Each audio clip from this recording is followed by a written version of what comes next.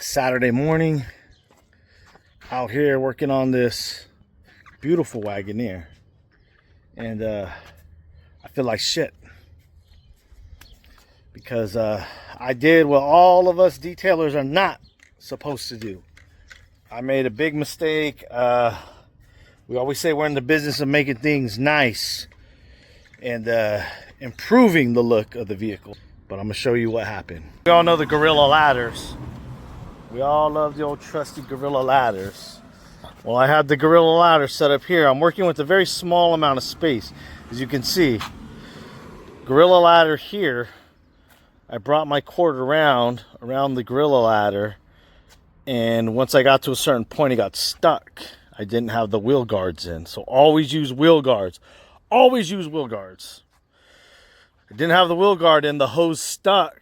I pulled it, and it pushed against the Gorilla ladder, and now we have this here.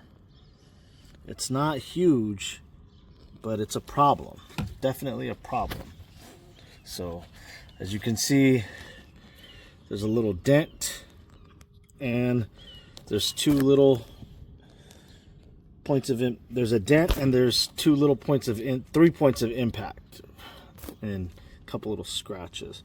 So luckily, we have a very good dent guy that's going to come out, and luckily, we took that class with Luckily, we took that class with J&G, so we know how to do that auto touch-up. Otherwise, that would have had to be an insurance claim. But in a case like this, and how fast did that happen, Sal?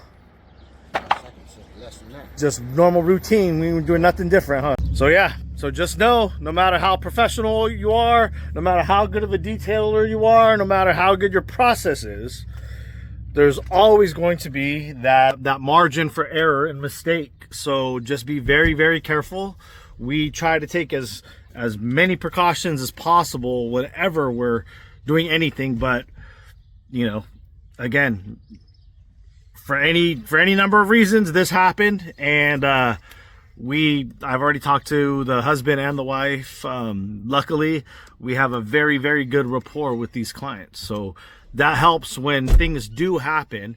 You're able to rely on good rapport and your reputation. They know that this is the first time in 8 years I've ever truly damaged a client's vehicle. You know, that wasn't aware of the risk prior. And at this point, I just requested that the vehicle be moved to a place that's a little bit more, that gives us a little bit more room to operate and to take care of, you know, things we got to do.